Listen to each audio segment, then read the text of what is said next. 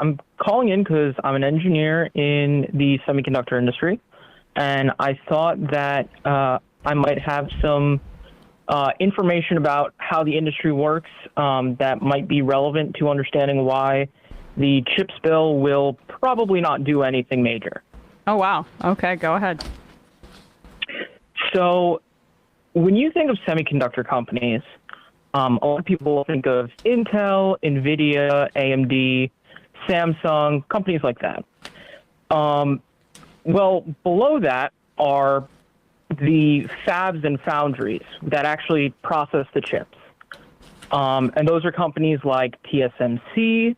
Samsung actually operates their own fab. Sorry, a fab? What is a others. fab? What is a fab? Fabrication facility. Oh, okay. Yeah, sorry about that. So those companies need the tools to be able to process the chips. Those tools come from other companies like Lam, KLA, ASML, and those tools make chips. To make those tools, you then need equipment from other people, such as heaters, such as pumps, such as very expensive plasma chambers and equipment. All of these things that the CHIPS bill provides almost no money for. What the CHIPS bill does basically is it incentivizes those companies closer to the top of the ladder, like Intel, or the fabrication facilities and foundries like TSMC and Global Foundries, to have more locations in the U.S. to be able to make more within the U.S.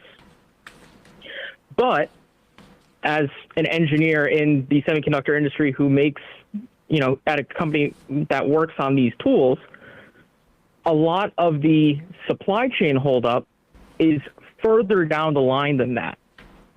Because if you are building the facilities to make the chips, but you can't get the tools in, then all you have is an empty warehouse. If you can't get the tools in because you're waiting for, a pump or something down the line, then you're just stuck there waiting without the capacity to manufacture. So basically, the supply chain issue that exists is not just because Intel or TSMC or anyone aren't cranking out enough chips. It's that they don't necessarily have enough tools to make those new fabs and foundries to then be able to make more chips. And they don't have those tools because the tool manufacturers might not have the pumps or the heaters and things like that to be able to make those chips. Okay, so what I'm hearing is it definitely will not have an implication in the short run in terms of pumping out more chips, because they don't have essentially the various mechanisms to build the chips or the parts associated with those mechanisms. But what happens? Let's assume for a moment that in 3 years, 2 years, 1 year, those supply chains for the essentially the machines that will build the chips get untangled. That's a one-time expense, right? I mean, presumably you need backups on those, but that's a one-time expense, right? Or like, you build those machines and then you have a specific amount of capacity that can be pumped out. Is down the road, if they end up getting the machinery, does it have a positive impact then or no? So yes, if they can get the another word for those tools is the semiconductor capital equipment. I'm sorry, say the second part. Capital what? Semiconductor capital equipment. Oh, capital equipment. Okay. It's just the fancy way that they. No, I just you broke up when that happened. My apologies. Once you get that equipment, there's some maintenance costs with it.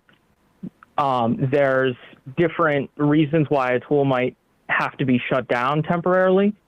But for the most part, yeah, you're basically buying capacity for those tools. Now, the next problem is, where are the tools going, and where are the chips that are being made going? Yeah. Because it's one thing for a company to say, hey, we're going to make 25 million worth of tools in a year. It's another thing for them to then say, oh, and 75% of them are bought up by a company in China. Right. That was Bernie Sanders' reason that he was the lone Democratic caucus member to vote against it. This is also, incidentally, the same dynamic when you hear people like, we need to drill ourselves to energy independence. Yeah. We're drilling in the Dakotas, and then we're shipping it down to the Gulf of Mexico and selling it to the highest bidder. I mean, we're not, that's not energy independence. That's just more profit that is oriented towards U.S.-based drillers. So the problem here is that there is no constraint. I mean, this is always the problem, it seems to me. There are no constraints. Like the idea of we're going to pass this bill where we give away money to companies and we're going to ask nothing in return and just hope that this is basically the Jordan Peterson form of government, right? Like, we're going to give you the money and then do the right thing, sunshine. I mean, that's the problem with this bill, is there's no constraints. There's no mechanism, right? Right. And from my understanding of the bill, again, I'm an engineer, not a lawyer or anything. From my understanding of the bill, basically, it's just about giving money to those, the Intels, but also then, the next rung down, which is equivalent of TSMC, Global Foundries, all those other companies. And the other thing, too, is that when we talk about the semiconductor shortage, or we talk about, any kind of supply chain issue with semiconductors, we don't exactly say what the goal is at the end of it. So a lot of people will point to national security, because there are chips that have very proprietary things that do special things with the missiles that kill brown children in Yemen. But we could just not have those be made by private companies. Like, the tools could just be bought by the Department of Defense, or the tools could be bought by the Department of Commerce or the National Institute of Science and Technology, those kinds of things. Where would be the best intervention if government was to choose one, I guess, step in the supply chain, right? I mean, so you have the Intels who basically assemble the semiconductors. You have the companies upstream from them that build the machines that assemble the semiconductors. Then you have upstream from them suppliers who provide elements of those machines. Where's the best place for government intervention on that, in that flow, in that supply chain?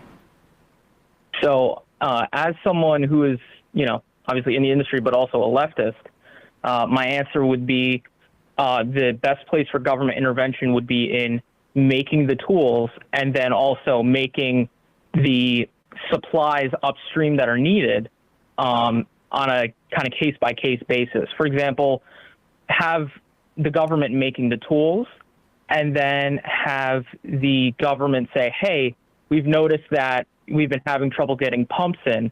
Maybe we should devote some amount of energy to making pumps as well. Yeah. Because then you're able to produce it. These companies that exist, they're going to, in the capitalist dogma that I don't necessarily subscribe to, but they're going to have to chase their profits. And their profits are by increasing throughput. So that means they're going to have to buy more machines. If the government are the ones making those machines, then now they are giving money back into the government for the production that's being done.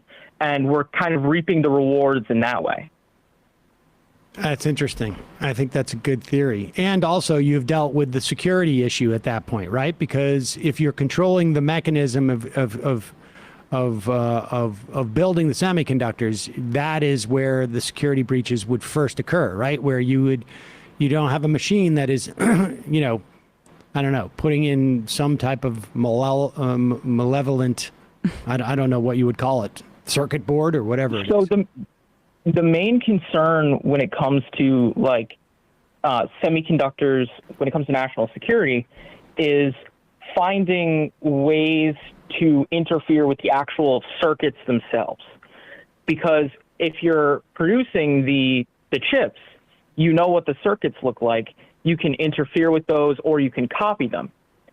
And that's why, you know, companies like Raytheon, Lockheed Martin, they all also buy tools to produce these chips, because they are producing them all in-house and protecting the ones that go to the U.S. very carefully.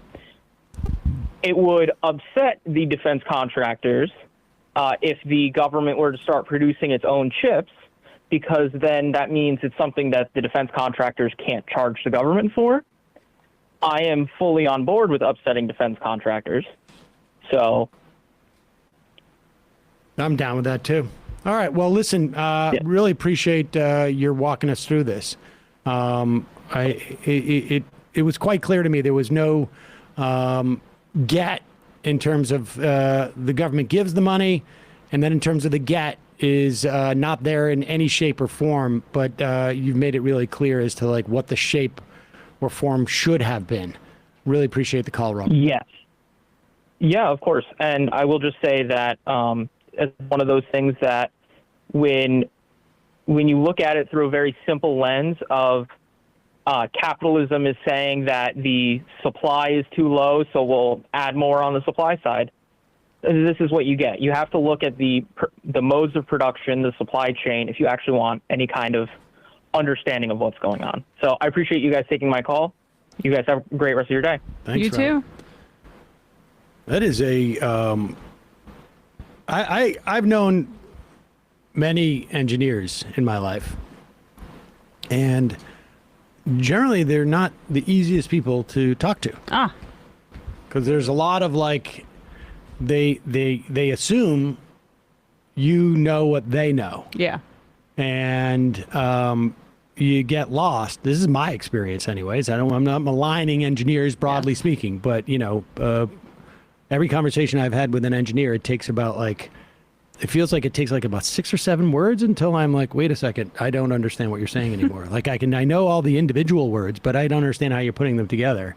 And he really laid it out there clearly. Engineering as a background without any kind of humanities is, I mean, this is kind of any specialty. You need humanities grounding. I mean, I only have one set of aunts and uncles that went to college, and they engineers, and very interesting, smart people, but also pretty, I think, clueless in certain ways. Hard to communicate. Yeah. It's just like their world is all engineering, and it's there's an assumption that, you know, your average person understands like the implications of the ball bearings, you know, hitting the I can't even come up with I dated an grommel. engineer in college, or that was like the biggest, most prestigious part of our college was the engineering department. And I dated him, and he was really hard to communicate with. And then he ended up going back with his old girlfriend, also an engineer. And now they're engaged. There you go. Well, that's lovely. That's very sweet.